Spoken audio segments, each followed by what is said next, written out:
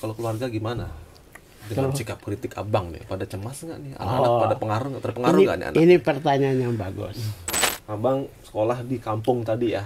7 kali. 7 kali ya? Oke. Bisa tanya kenapa 7 kali? Nakalnya. Saya tidak pernah nakal. Saya pintar. Jadi mama kan benteng kehidupan bagi ibu-ibu pasar mama. Jadi ketika mereka bersihkan pasar, mama sayang. Jadi saya sudah terbiasa ikuti mama saya yang dengan keberanian bisa protes orang yang mau gusur pasar sih.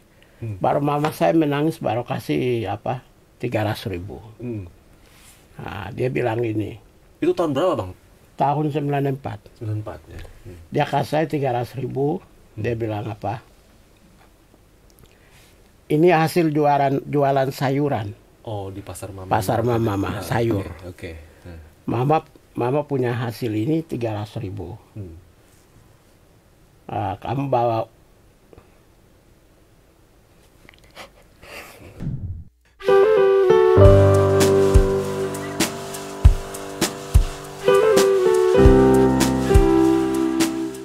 Halo Tribuners, jumpa lagi dengan Tribun Corner. Nah, hari ini hari yang sangat spesial sekali. Kita kedatangan tamu yang orang boleh bilang urat takutnya itu udah hampir gak ada tuh. Urat takutnya gak ada. Kritiknya luar biasa keras ke pemerintahan, ke manapun kritik luar biasa. Inilah beliau, Abang Natalius Pigai. Selamat datang Bang. Ya, selamat sore Bogor ya. Bogor yang begitu indah. Bang, izin. Ya. Ini karena pandemi dan kita berjarak nih Bang ya. Ya. Boleh kita buka masker? Boleh. Oke. Siapa takut? Biar kelihatan gagahnya nih Bang. Nah, tapi kita tetap ikuti anjuran pemerintah. Siap, betul tuh Bang. Protokol COVID. Betul Bang. Nah, ngomong-ngomong nih Bang nih. Ya. Kalau tadi saya bilang, Abang ini urat takutnya itu udah hampir nggak ada lagi nih. Ya. Nah, itu banyak diomongkan banyak pihak. Abang kritiknya kemana-mana sudah banyak diomongkan. Kita hari ini kita di acara podcastnya Tribun nih kita ngomong yang ringan-ringan aja. Ringan-ringan. Tentang personalitas Abang, tentang kegiatan Abang. Ya. Gitu. Nah, kalau boleh tahu nih Bang nih, setelah selesai dari Komnas HAM kemarin, apa aja nih kegiatan Abang nih? Saya setelah selesai Komnas HAM, saya melanjutkan kembali karena tahun 99 sampai dengan Desember 2017 ya. Itu kan saya masuk di pemerintahan. Oke. Jadi karena saya sebagai pegawai ASN, kemudian ke Aceh, BRR Aceh, kemudian di Komnas HAM, jadi saya lebih banyak bekerja membantu negara melalui institusi pemerintahan, Departemen Tenaga Kerja, Departemen Transmigrasi. Jadi sesudah itu saya kembali lagi seperti mahasiswa dulu. Apa itu Bang? Kritik. Kritik yang dimaksud di sini itu adalah untuk menjaga check and balances antara pemerintah dengan rakyat. Gitu. Jadi tujuan saya sesudah itu adalah menjadi pengawal tujuan bernegara.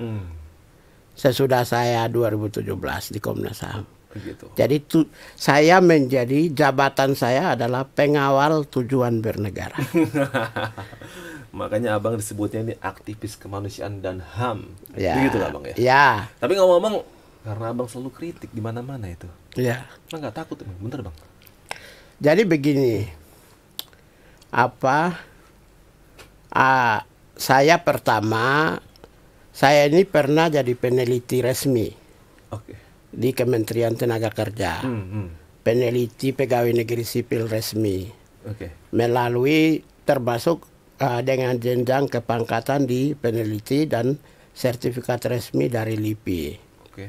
Itu pertama, karena itu meneliti sesuatu itu sudah pasti saya punya latar belakang dan kompetensi. Kedua, saya pernah menjadi kepala subbidang statistik di Kementerian Tenaga Kerja. Sehingga soal data dan statistik sudah pasti saya punya kompeten. Lalu yang ketiga, 5 tahun menjadi penyelidik dan saya punya sertifikat dari mana-mana. Jadi peneliti, saya kepakaran, oke. Statistik oke. Penyelidik oke. Jadi, karena itu semua kritik saya sudah pasti didukung oleh penelitian, data maupun juga penyelidikan. Itu karena itu tidak perlu takut mengucapkan. Oke. Jadi itu bedanya abang ya. Bedanya saya karena jabatannya jabatan resmi semua, yang tadi sertifikatnya. Jadi saya punya kompeten di bidang itu. Jadi akhirnya pun kritik-kritik yang tajam, baik melalui sosmed atau melalui statement langsung tuh nggak pernah ada yang berujung. Ya, saya tidak pernah bermain gimmick. Yang selalu saya lakukan adalah kritik terhadap kebijakan. Kenapa kebijakan? Saya kan pegawai negeri sipil. Saya tahu bagaimana merancang. Saya tahu bagaimana mengelola. Bagaimana mengawasi. Bagaimana tata kelola pemerintahan yang baik dan benar. Karena saya pegawai Kementerian Tenaga Kerja. Karena itu kebijakan teknokratik itu saya paham betul. Karena itulah saya biasa kritik berbasis kepada data-data dan kebijakan yang di Indonesia tuh bang. Meskipun kita kritik berdasarkan data, berdasarkan analisis dari kajian-kajian segala macam, tetap aja ada orang melaporkan ke polisi segala macam. Ya, pernah dilaporkan nggak bang? Jadi gini bang, saya juga punya teknik sendiri. Saya selalu menulis itu karena yang tadi latar belakang saya itu selalu dilalui kata analisis ilmiah. Di dalam ada praduga tidak bersalah. Kemudian didukung oleh data-data yang akurat dan saya mempertimbangkan juga mengukur gramatikalnya. Koma, tanda petik, titik dua itu selalu saya perhatikan. Sehingga ketika dianalisis dan satu pintu, saya hanya main Twitter. Jadi ketika orang baca di media, kemudian dikutip sana, kutip sini, kutip sana, kutip sini, itu menjadi sesuatu yang tidak benar. Padahal ketika kembali melihat pernyataan saya yang saya tulis di Twitter, maka orang akan sadar bahwa saya tidak pernah bersalah. Dan saya bermain, karena saya kan tadi saya bilang, saya peneliti, statistik, dan penyelidik. Maka saya hanya menulis untuk publik itu di Twitter. Di Twitter ya. Jadi kalau ini mungkin rakyat Indonesia tahu, kalau mau ingin tahu tentang pernyataan saya, jangan baca di media-media yang diviralkan, kutipan-kutipan yang diviralkan. Tapi baca Twitter saya. Nanti di Twitter saya orang lihat, oh ternyata ini profesional. Gramatikalnya, tanda koma, titik, semua sudah dihitung. Makanya isinya sudah. Bukan Jawa ya, tapi Jawa Tengah ya. Ya. Jadi gini, tengah itu menunjukkan geografis. Jadi kalau pakai pendek geografis, maka itu wilayah. Bukan posisi geografisnya, bukan. Tengah, timur, barat, itu geografis. Seperti contoh, saya mau kasih tahu, Risma misalnya. Risma bilang kirim ke Papua. Kalau dia bilang saya kirim ke Papua Barat, maka menjadi geografis. Kalau kirim ke Papua, maka ada dua. Satu itu Papua sebagai wilayah provinsi, yang kedua Papua sebagai suku. Nah, ini beda ya. Dengan saya tulis Jawa Tengah. Tapi kalau saya tulis Jawa, bisa itu. Bisa. Tapi kata Jawa itu sendiri debatable. Karena di Pulau Jawa ini dihuni banyak suku juga. Bang, kembali ke tadi tuh bang. Pernah nggak dilaporkan ke polisi? Karena kritik abang. Kan saya bilang, polisi itu sering nggak? Gini, kepolisian itu mereka sekarang sudah tidak hanya sekedar manual ya, scientific investigation. Sudah masuk polisian profesional. Polisi itu akan melihat kata per kata. Pertama, gramatikalnya. Kata-kata yang tertulis masuk pasal nggak? Itu pertama. Yang kedua, circumstance of crime. Mens rea, ada niat jahat nggak? Terus yang ketiga, niat jahat itu diukur dengan ini niat jahat atau ini kritik. Terus yang ketiga itu circumstance of crime. Pernyataan saya itu masuk ke dalam ranah kriminal. Suasana yang menggambarkan sebuah diarahkan kepada suasana kriminal atau tidak. Itu yang nanti. Berikut itu adalah perspektif pidana.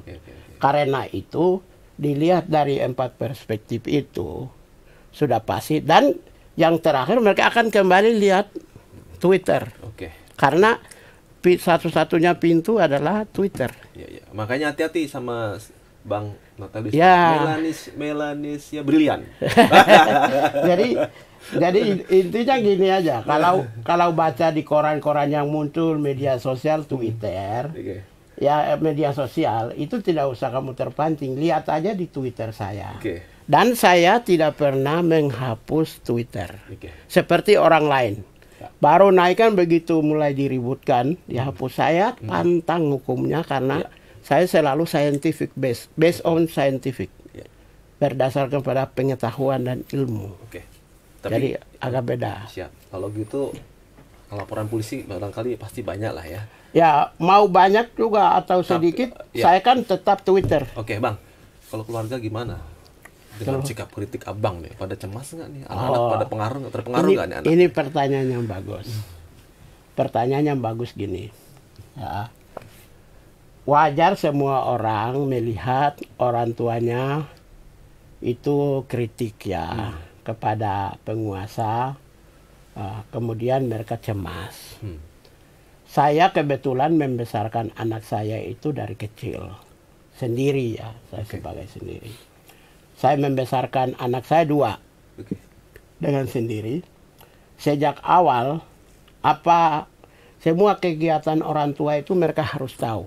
Karena itu dulu saya kirim melalui WA. Apapun yang saya lakukan mereka harus mengetahui. Lalu kebetulan dalam perjalanan saya mendidik itu menggunakan konsep Einstein. Apa itu, Bang? Einstein itu pernah mengatakan begini. Orang tua itu tidak dihadirkan untuk mendidik anak, tapi menyiapkan segala kemungkinan yang dibutuhkan oleh anak supaya dia dalam keadaan nyaman bisa belajar. Yang mengajarkan dia itu siapa? Guru. Yang mengajarkan dia itu oleh buku. Yang mengajarkan dia itu informasi teknologi, YouTube, berita di Google. Karena itu tugas orang tua adalah mengajarkan anak, membangun pikiran humanisme di dalam keluarga, kemudian membangun demokratis. Saya dengan anak-anak panggilannya lo gua, gitu. Brother and sister. Kebetulan saya jelaskan dulu, apakah dengan mendidik sendiri dengan orang tua yang dalam keadaan sebagai seorang pengawal tujuan bernegara lantas terpengaruh ke anak. Saya mau ingin tunjukkan. Anak saya itu kuliah di Steladus Jogja. Steladus TC1 itu di Jogja itu salah satu sekolah terbaik. Bahkan di Indonesia. Kebetulan dia berprestasi terus. Sekarang kuliah di Amerika. Itu pertama. Anak saya kuliah di Amerika dan pintar. Dia pergi juga sendirian. Anak perempuan kuliah di Amerika, pergi sendirian, bahasanya lancar banget, bahkan 3 bahasa dia kuasai. Inggris sudah biasa. Itu artinya dia punya kemampuan di atas rata-rata. Itu pertama. Anak saya yang kedua itu sekolah di Pengudi Luhur Jakarta, Brawijaya. PL Brawijaya itu tempat kuliahnya Sandiaga Uno. Tempat kuliahnya Agus Martowardoyo, Gubernur Bank Indonesia. Tempat kuliahnya Duta Besar Amerika Serikat Rulan Ruslani. Tempat kuliahnya tokoh-tokoh dan para pengusaha konglomerat Indonesia. Anak saya itu kalau nggak dapat juara 1, 2, ada juga pernah dapat 3.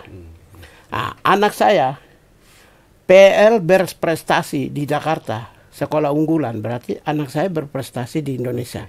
Nah, kemarin anak saya itu ditawarkan untuk ikut masuk perguruan tinggi itu yang melalui jalur langsung. Jalur langsung. Yang jalur. Tapi dia menolak karena dia ditawarkan beasiswa di Jepang, di Tokyo University di bisnis internasional. Karena itu, ketika saya ditanya bagaimana mendidik anak, belajarlah kepada Natalis. Nyatanya juga anak saya pintar-pintar dan nggak pengaruh ya dengan gitu ya. Tidak ada pengaruh.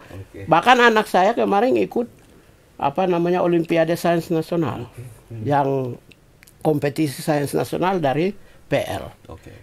Artinya anak saya berprestasi dong. Orang tua yang baik dong. Jadi saya itu baik dalam segala hal. Baik dalam mendidik anak, baik di dalam melindungi rakyat kecil, orang-orang yang lemah, baik di dalam menjaga supaya relasi antara negara dengan rakyat itu terkontrol. Oke Bang. Begitu. Mantap. Berarti meskipun Abang kritis, keras mana-mana, tapi anak tetap nomor satu. Oh anak. Saya pengaruh pertama. Itu udah biasa berarti ya Bang ya? Pertama, setiap malam wajib saya tidur di rumah. Karena sosok orang tuanya ada di saya. Mau saya pergi ke Sumatera, mau di Kalimantan, mau ke Papua. Papua saja. Pagi pergi, malam tidur di rumah Jakarta. NTT, pagi pergi, kemudian ke Kupang, ke Flores, Ruteng, kadang-kadang ke Ende, malam harus di Jakarta. Kalau tidak penting amat, saya pasti pulang. Karena itu anak membutuhkan sosok orang tua selalu ada di rumah. Itu membuat dia nyaman. Lalu yang kedua, itu adalah sekalipun Anda kenyang, pulang harus makan. Mau jam 1, jam 2, jam 3, pulang harus makan. Karena anak-anak saya itu kutu buku. Buku juga yang hebat-hebat semua mereka baca. Jadi mereka dua di kamar sendiri-sendiri, kutu buku. Begitu saya pulang, mereka nanti keluar lur, saya tetap makan di rumah. Dan sebelum mereka sekolah, saya tidak boleh keluar dulu. Karena harus salam dulu sama orang tuanya. Biasa ternyata. Iya. Jadi konsep mendidik anak itu tidak mesti ada pada mamanya, tidak mesti ada pada bapaknya. Sekalipun bapak sendiri, Anda bisa membentuk anak menjadi seorang yang berkualitas. Makanya dulu waktu kecil, saya duduk bertiga, waktu mereka TK dan SD ya. Saya bilang, tugas bapak adalah mendidik kamu sampai SMA.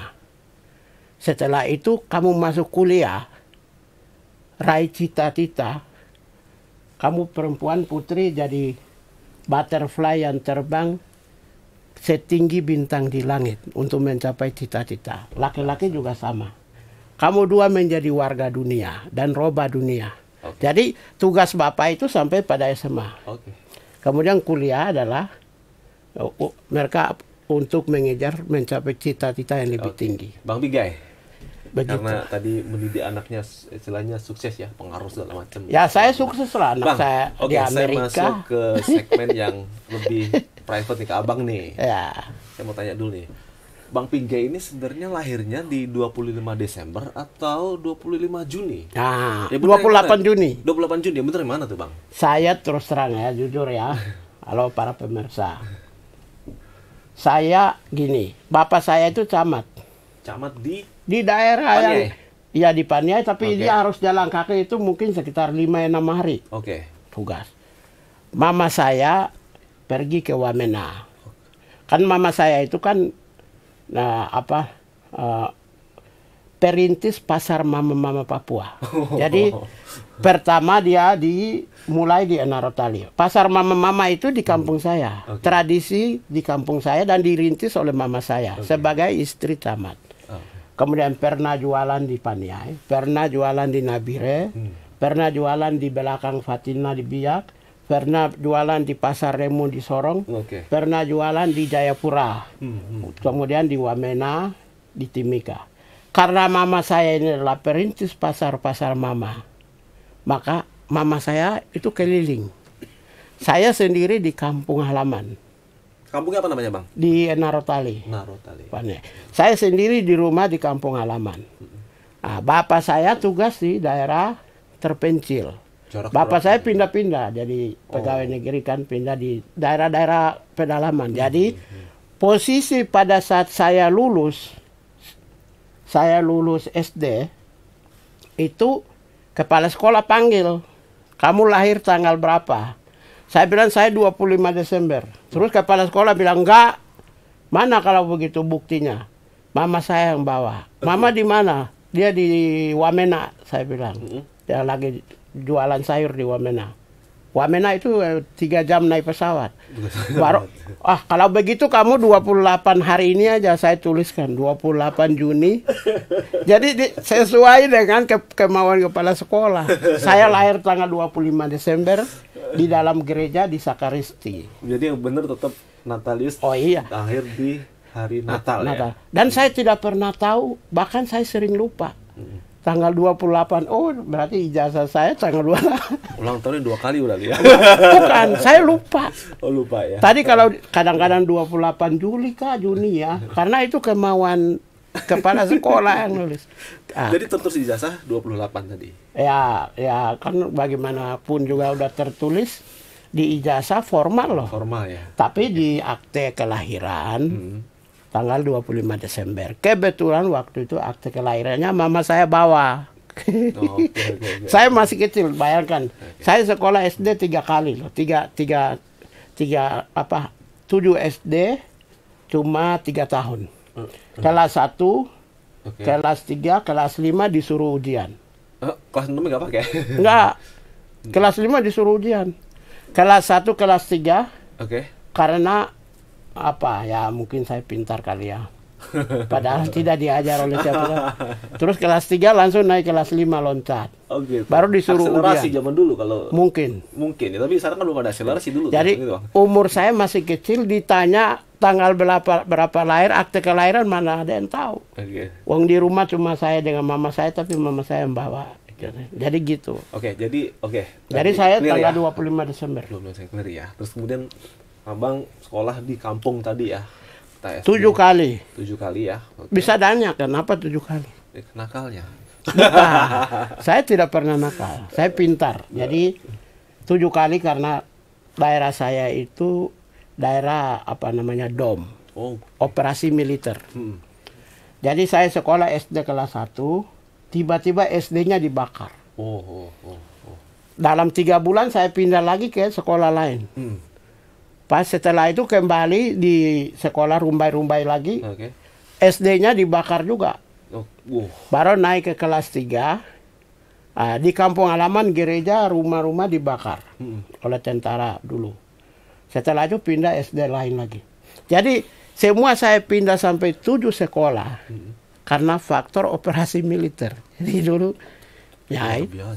dulu brutal tentara. Mudah-mudahan sekarang ya. Tapi kalau di daerah operasi seperti Nduga, di Intan Jaya itu ya masih juga gitu. Jadi saya sekolah 7 itu karena faktor operasi militer aja. Itu ya. Jadi Abang sekolah SD, SMP, SMA di Papua. Kalau SMP di Monemani, di Dogiai, di kampung juga. SMA di Wamena. Di Wamena. Ya. Wamena di SMA Negeri 1 Wamena. Saya dulu jurusan ilmu pengetahuan alam.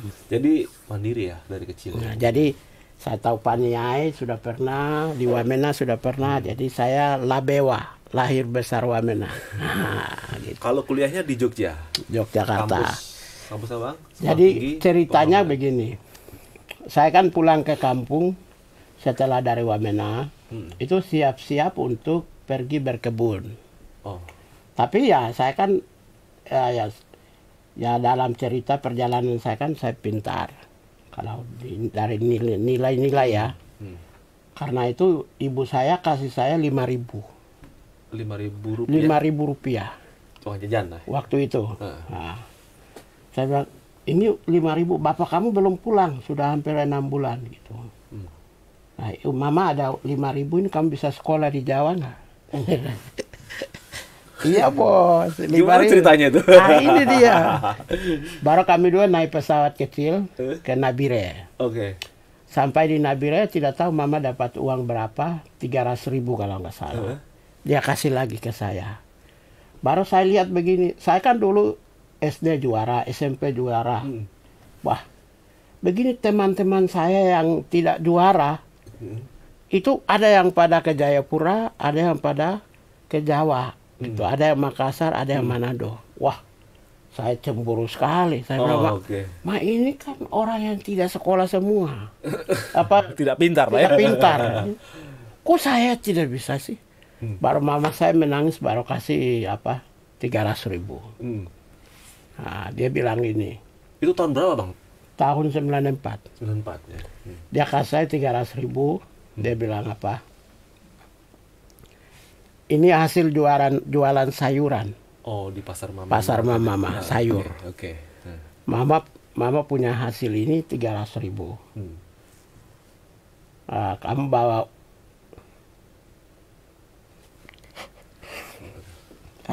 Oke, Bang, saya jadi. Kamu bawa uang 300.000 ini, kamu akan jadi sukses. Dan suatu saat momentum di mana kamu akan berlomba bertarung. Orang akan kasih pakai kamu topi putih, baju putih, celana putih, sepatu putih, dan kamu akan pegang tongkat. Di sini bintang, di sini bintang. Kamu akan jadi gubernur. Wah. Mama akan selalu ada di sampingmu. Bawa uang 300 ini. Ya bang, teman-temanmu saja bisa. Kamu yang pintar, tapi mama kan tidak punya uang. Bapak itu ada di pedalaman. Akhirnya saya bawa 300 itu, saya masukkan di saku. Saya naik kapal. Jadi kapal dulu itu kapal Sini kalau nggak salah. Begitu pas pemeriksaan, kan tiket kan, saya masuk ke dalam sembunyi-sembunyi. Jadi saya itu pelarian. Iya. Berapa hari itu pada naik kapal? 7 hari. 7 hari. Pelarian tidak bayar, uangnya tidak ada. Sampai di Makassar baru ketahuan. Dia bilang, kamu ini anak kecil nih. Dia bilang, kamu ngapain? Saya bilang, saya mau kuliah. Di mana? Di Jogja. Loh, kamu tidak beli tiket? Iya, saya tidak ada uang. Akhirnya saya ditahan, masukkan di penjara. Sel di dalam kapal. Pas begitu sel, ada kakak satu dari Papua lewat dia. Sepan. Kakak, saya bilang, saya ditahan. Dia bilang, Adek, kenapa ditahan? Tidak ada uang untuk bayar tiket tiket kapal. Aku tunggu. Begini dia datang itu. Dia pakai marinir, rupanya dia marinir. Kakak itu dari Papua, dari Serui. Dia orang Serui. Namanya Martin. Dia marinir dan dia langsung todong pistol ke petugas kapal. Dia bilang, keluarkan anak ini. Ini anak ini mau sekolah. Ini saya punya adik. Nah, akhirnya ya di dalam dari Makassar sampai Tanjung Priok, saya tidak diperiksa karena saya duduk samping. Setelah itu diantar saya sampai dengan di terminal Pulau Gadung. Terus saya naik bis ke Jogja. Di Jogja pun turun di terminal Umbul Harjo, saya jalan kaki. Saya bilang, itu stasiun TVRI Jogja itu di mana? Saya bilang. Karena di kampung kan tahu stasiun TVRI. Saya tahu yang Jogja itu stasiun TVRI. Akhirnya sampai stasiun TVRI, ya sudah.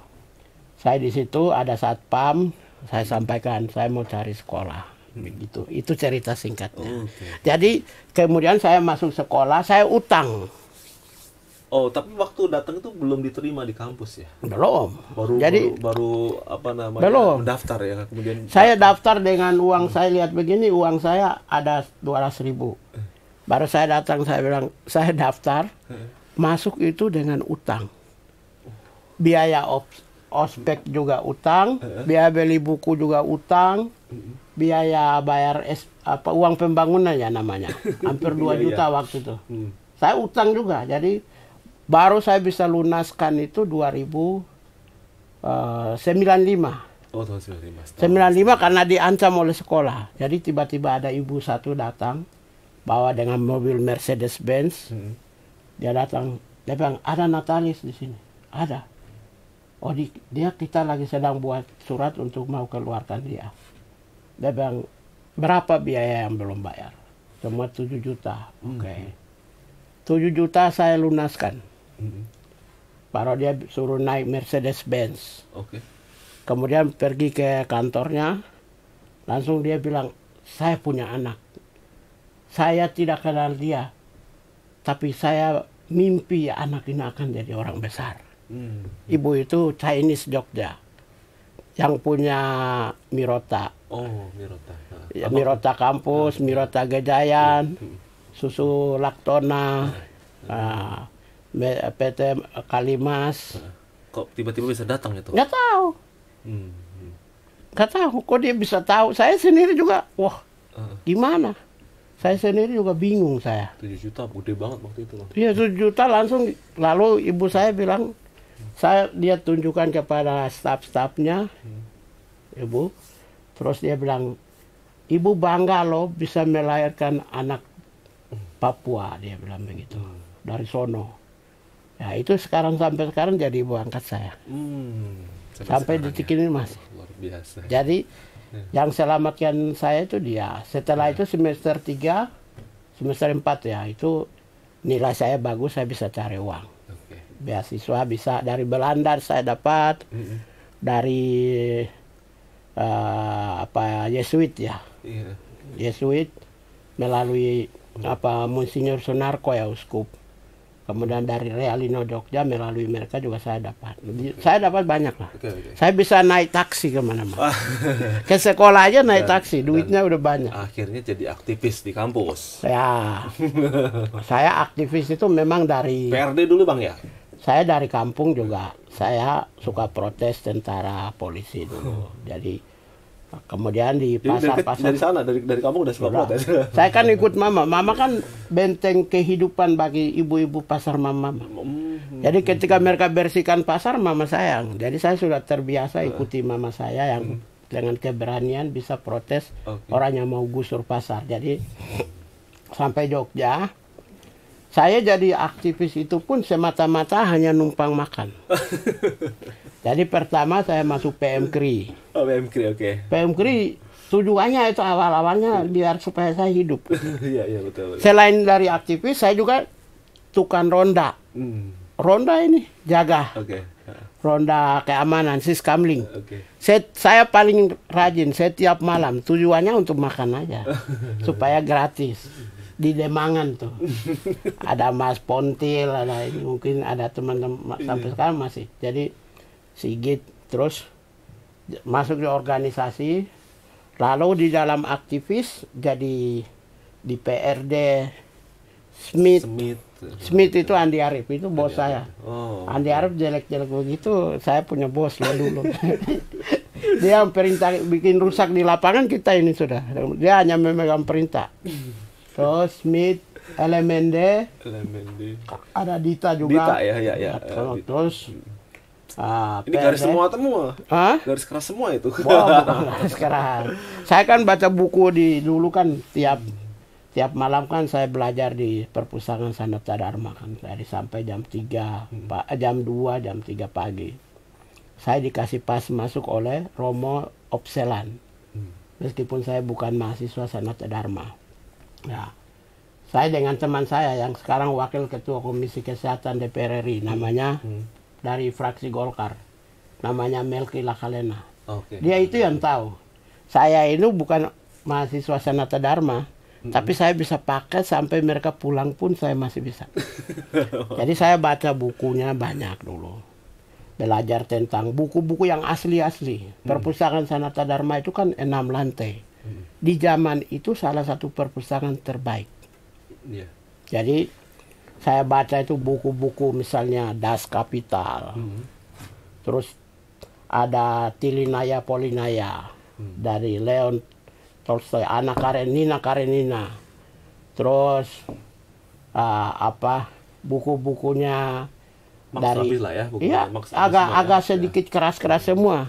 Terus Ernest Hemingway, The Snows of Kilimanjaro. Terus saya baca juga The Old Man and the Sea, The Farnell, The Ending War. Jadi saya termasuk yang orang Italia yang penulis yang paling bagus itu namanya, judulnya itu bukunya Pontamara. Oke. Jadi Ignacio Silone. Jadi saya buku itu baca-baca ya, buku saya juga ngiri-ngiri sedap. Ya tidak jelek amat, baru ditunjang untuk aktivitas di lapangan.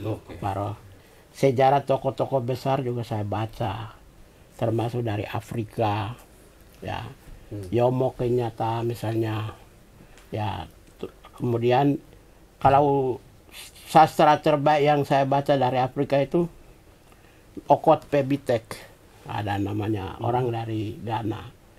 Terus ada Himuyenga Puhiri. Jadi saya baca banyak buku kok. Lengkap banget ya. Jadi abang beraktivitas lapangan karena kuat di referensi. Referensinya kuat itu ya. Ya lebih banyak buku-buku yang agak sedikit kiri-kiri juga ada. Lulus tahun berapa sih bang lulusnya? Lulus tahun 99. 99 ya. Tapi jadi saya kan kuliah dari 94, lulus 99. Jadi berarti waktu zaman reformasi itu abang lagi ya, pas-pasnya. memang saya produk reformasi. Reformasi ya. Jadi sekarang kan banyak orang yang mengklaim diri sebagai aktivis 98. Padahal belum tentu, mungkin karena kuliahnya. Oke. Saya di Jogja itu PMKRI, PRD, Smith, aktivis kampus, aktivis Papua. Dan saya pimpinan aktivis Papua. Jadi gerakan 98 itu dibungkus oleh tuntutan 3 kekuatan. Kekuatan mahasiswa nasional menekan Soeharto, kekuatan mahasiswa Aceh menghentikan DOM, kekuatan mahasiswa Papua menghentikan DOM dan pelanggaran HAM. Jadi 3 kekuatan itu gabung. Dan saya kebetulan kekuatan mahasiswa nasional juga ada. Kekuatan Papua juga ada. Abang ketuanya waktu itu ya? Ya, saya pimpinannya. Jadi karena itulah maka peristiwa pertama meledak itu tanggal 8.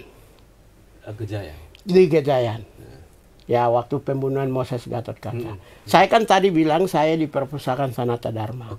Itu kan pas di depan perpustakaan. Saya keluar dari perpustakaan, saya lihat begini, di sana ada polisi. Polisi sudah tutup. Padahal kami ada perjanjian untuk ketemu di semua mahasiswa kumpul di bundaran Balai di UGM. Balerung ya. Kita tujuannya, tapi dihambat oleh polisi. Saya sebal Pak. Di depan itu ada pas Gang Kuera baru sebelah sini, paling ujung utara Sanata Dharma. Itu ada ban. Tempat jual ban, saya ambil bannya itu saya bakar, meledak di mana-mana.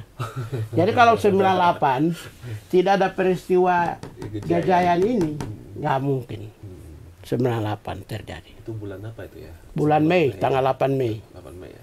Setelah itu, tanggal 21 Mei saya sudah di Jakarta. Ya. 20 Mei. Saya jalan kaki dari Semanggi sampai dengan Ranco Indah. Dan ada saksi hidupnya.